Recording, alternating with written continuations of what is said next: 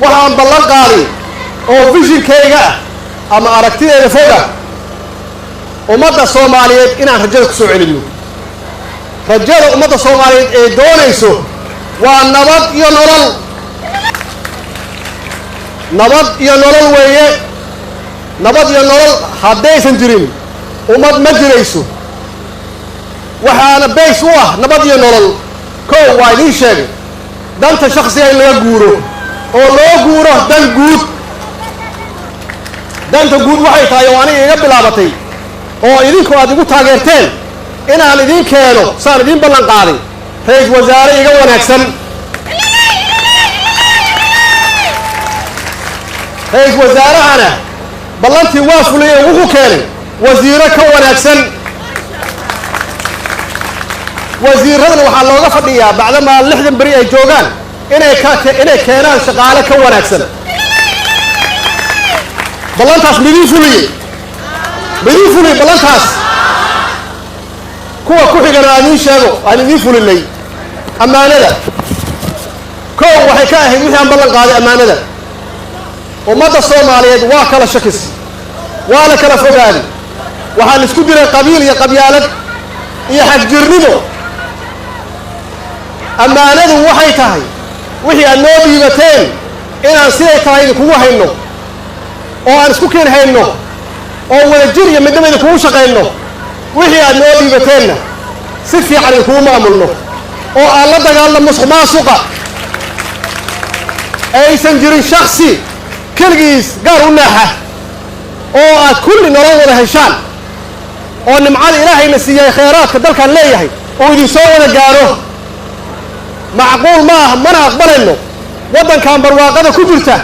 in wiil Soomaaliyeed gabar Soomaaliyeed ee gaajo ku seexdaan mana doonayno waana ka dagaalaynaa riboorka idin siiyay ra'iisul wasaaraha waa bilaaw waxaa idinkaga fadhiyaa idinka dulqaad yaa idinka rabaa iyo wada shaqayn inaad sii xoojisaan inta hadda aad maqasheen oo 60 casho ah waxaan idinka ballan qaadaynaa 4 sano ka bacdi inaan noqono dowladaha ka magacaaban Afrika hadduu Ilaahay yiraahdo waxaad maqasheen inaan la dagaalanay musuqmaasuq waa maqasheen waa bilaaw ma dhow hawsheeda dalkan waxa meesha istaajiyeen arkaysaan waa musuqmaasuq markaa arkaysaan argagixiso ama xajir waxaan naaxiyay waa musuqmaasuq markii loo diiday askarta farashii ku jirta oo kaneecada ku leeyahay mushaharkooda waa musuqmaasuq markay idinka mushaharadii ladii diiday ama shaqaalaha dawladda rayidka loo diiday mushaharadooda waa musuqmaasuq lacagtu way jirtaa ee qof jeebkiisa aad waana joojinaynaa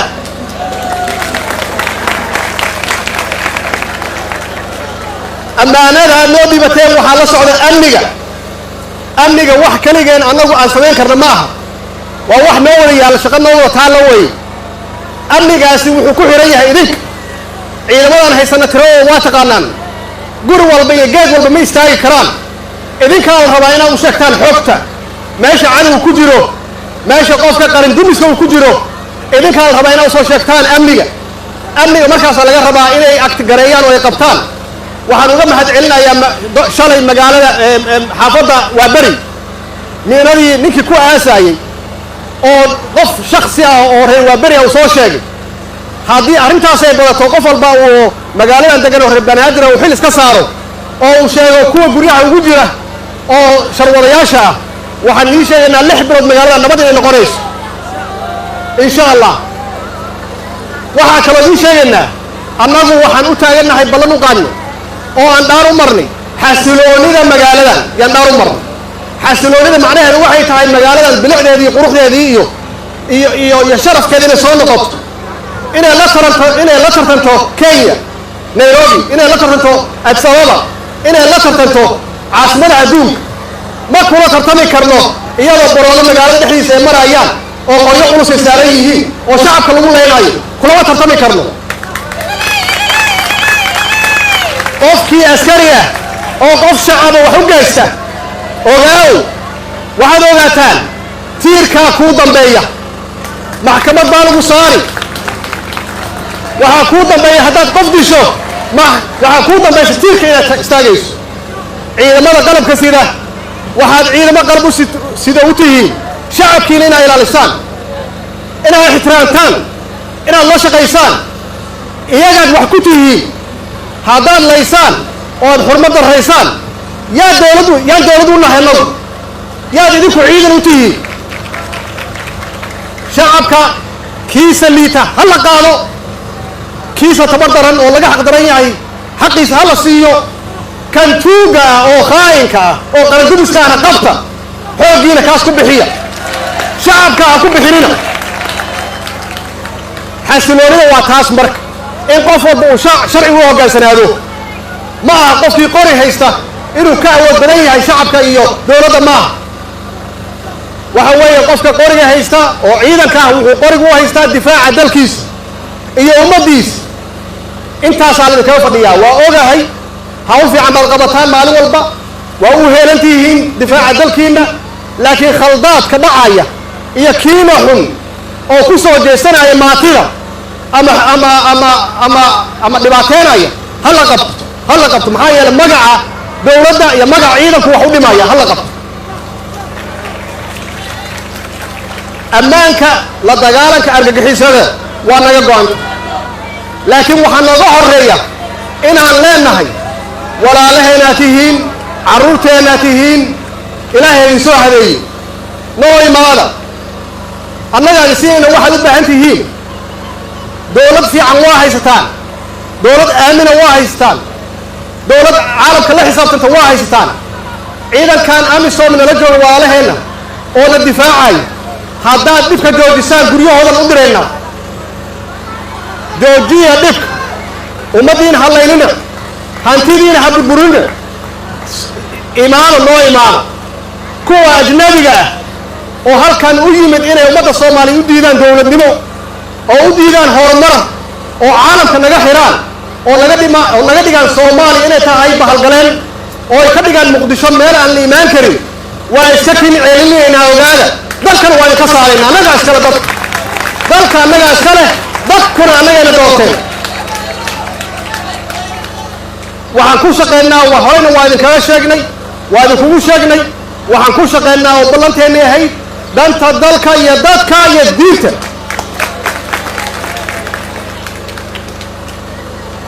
عينك كلام كسيدة سيدة هذه هنجتين ووقتي سيدي اللي كذا يقال أفريقيا ووقتي ما أنت حالة كجرنا ووقتي إنا وحكبة لنا حالة واقو خصبنا إنا حالة وحكبة شاء واقو خصبنتي وقالتان دوركي اللي هنجتين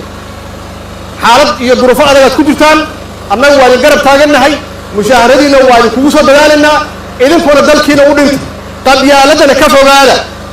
قد يالد واتن صوماليا قرنمada burburisay ka fogaada qabyaalad waa arkaysa qabyaalad meeshana dhigtay in ciidamo shisheeye lagu kala dhex jiraan in afar boqol saddex boqol oo maxaan ku yiraahdaa ciidamo xaq jiraa oo dibada ka yimid inay Soomaaliya u diidayaan nabadda waa aragtaan meeshaas waxaana gaarsiiyay qabyaalad ninka haduu dareeska xirto calankana garabka ku xirto waa nin qaran qabiil maaha maalinta qabiil aad hunguriyeyso ogow waad ka baxday ciidanka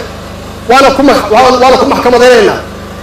waxaad u dhaaratay qaranka Soomaaliyeed inaad difaacdo intaasan ka filayna waxa loogu soo xigta cadaaladda oo aan balan idinka qaaday ammaano iyo amni waa hawl wata oo hadda aan wadno cadaaladda soo fiirsada soo ogaada saddex bilood soo socota waxaan ka qaban cadaalad waa dhamaatay ummadan Soomaaliyeed oo dhibaataysan in xaqooda heli waayaan wax fiican ma ragga odayaasha oo xaakimiinta waxaan idin sheegaynaa haddii awal ay jireen inaad guryo xukuntaan shan jeer oo isku rogtaan waqtigeeda waa dhamaaday in hooyo ooyeysa ama qof xaqiisu ooyaya aad dhibaataysaan waqtigeeda waa dhamaaday عدالة بالين كرر حداد عدالة كين ويدان أنا قد ما مثلشان شعبك ما مثلشان دولة ما مثلشان وحكون بين سنة حبسي مرضى بدعي ميسو oo ana ballan qaaday oo dawladda ana ballan qaaday qof Soomaaliyeed intuu hortago maxkamad cadaalad darro lagu sameeyo hawshaasi waa waxyaabaha dalkan meesha uu taagan yahay gaarsiiyay oo Ilaahay noogu carooday oo aan adduunku wax uga hooseeno laba qof iyo saddex qof oo xun ka yeelay mayno inay magaceena isticmaalaan ummadda Soomaaliyeed ay duleeyaan ay dhibaato u geystaan oo ay xaq darro ku sameeyaan u adkaysan mayno waa idinla xisaabtamaynaa haddaad hawl fiican qabatidna oo cadaaladna annagana waa idinku abaalmaraynaa aakhirana ilaahay waa idinku abaalmarinayaa jannaad ku gelaysaan haddaad dhibaato samaysaanna annagaa idinku ciqaabin aakhirana waa ku dambaysaa arrinta horumarka dhaqaalaha oo ku xiran cadaaladda markii aan ammaanada idin ilaalino oo amni keenno oo cadaalad idin keenno dhaqaalahu waa horumari ummadda Soomaaliyeed waxay u jihaysanaysaa barwaaqo iyo horumar iyo nolol waa igu ballan dhalinyarada Soomaaliyeed oo 70% ah oo shaqo la'aanta hayso 4 sano hadduu Ilaahay yiraahdo inaan ka shaqeeyo inay shaqo helaan maxaa yeelay waxaan ogahay qaacidada ama formula marka laga shaqeeyo amniga laga shaqeeyo ammaanada cadaaladda laga shaqeeyo qof walba waa noolaanaya xitaa annaga bixinayna welfare wax la yiraahdo macaawin annaga bixinayna maxaa yeelay wixii jeeb shakhsi aadi jiray annaga u hayna qofka curyaanka ah qofka maskiinka ah gabadha agoonta haysata ilmaha agoonta ah kulli annaga dawlad u ah ilaahina anugu nagu raxsatamaya dhaqaaluhu waa horumaraya haddii dadweynow shacab weynow aad nagala shaqaysaan dawladda aad kala shaqaysaan cadaaladda haddaad nagala shaqaysaan amniga nagala shaqaysaan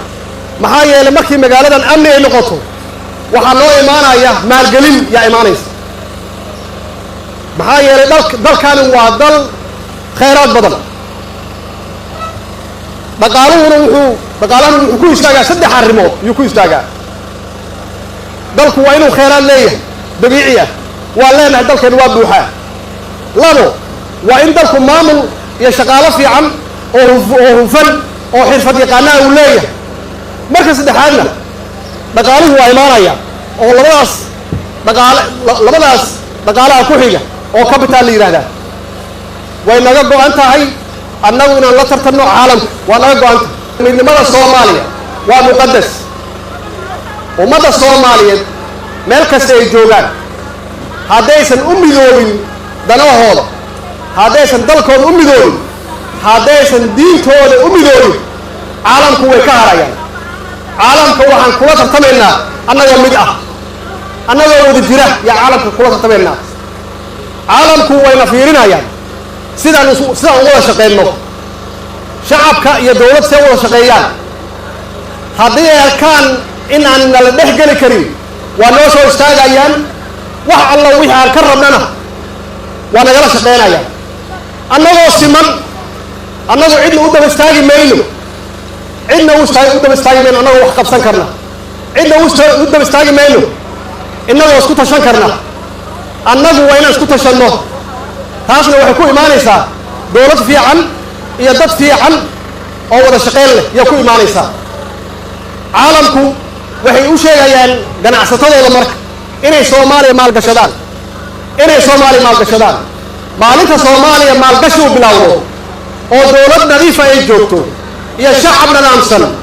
waxaan idin sheegaynaa Soomaaliya muddo 4 sano ah inay ka horumarayso dawladaha Afrika